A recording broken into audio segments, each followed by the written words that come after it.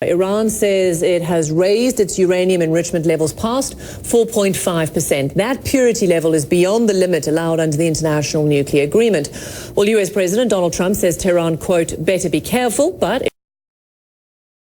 Iran has a warning of its own, saying enrichment levels could be increased to even higher levels if it doesn't see any sanctions relief. Meanwhile, the conflict between Iran and the U.S. has been brewing for quite some time. Michael Holmes has more on how we got here.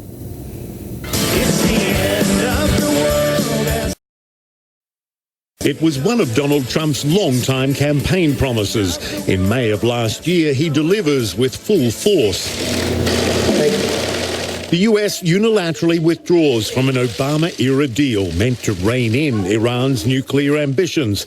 European allies remain committed. At the time, so does Iran. Come November, crippling American sanctions that had been lifted are reimposed. This is part of a maximum unprecedented economic pressure campaign the United States is waging against the world's largest state sponsor of terror.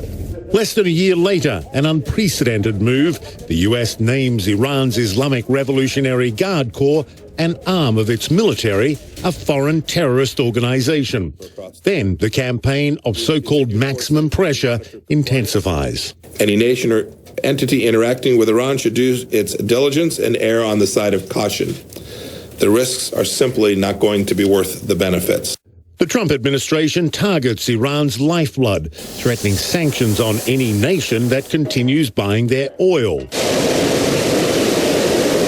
In May, the U.S. sends an aircraft carrier strike group, bombers and Patriot missiles to the Middle East, citing escalatory indications by Iran.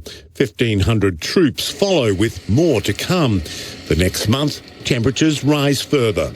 These unprovoked attacks present a clear threat to international peace and security. The U.S. quickly blames Iran for 2 oil tankers attacked near the Strait of Hormuz. Iran vehemently denies involvement, but the U.S. releases video they say shows an Iranian Navy boat recovering evidence of its participation. A week later, Iran shoots down a U.S. Navy drone they say was intruding in its airspace, but the U.S. claims it was in international airspace. It sparks a major escalation. We have no intention to fight with any countries, but we are completely ready for war. The next day, the U.S. nearly retaliates, Trump tweeting a military strike was, quote, cocked and loaded before he called it off.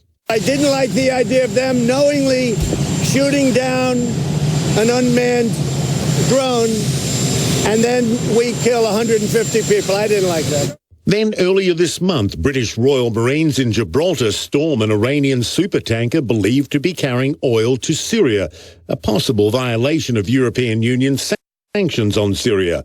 A senior Iranian foreign ministry official says the ship was seized, quote, at the behest of the U.S., but Gibraltar denies that, saying it acted on its own. More than a year since the U.S. withdrawal from the nuclear deal, a cash-strapped Iran levies pressure of its own. The country's foreign minister says Iran is exceeding the pact's limit set on stockpiles of enriched uranium. Iran won't stop, officials say, until protected from American sanctions, unlikely to ease anytime soon. Meanwhile, Iran says the seizure of one of its oil tankers by Britain is, quote, piracy, and it denies that that ship was bound for Syria. So let's go straight to the live wall now. Nick Robertson is near that seized Iranian oil tanker, actually off the coast of Gibraltar. Nick, hi, just explain to us where you are and the implications of the scene.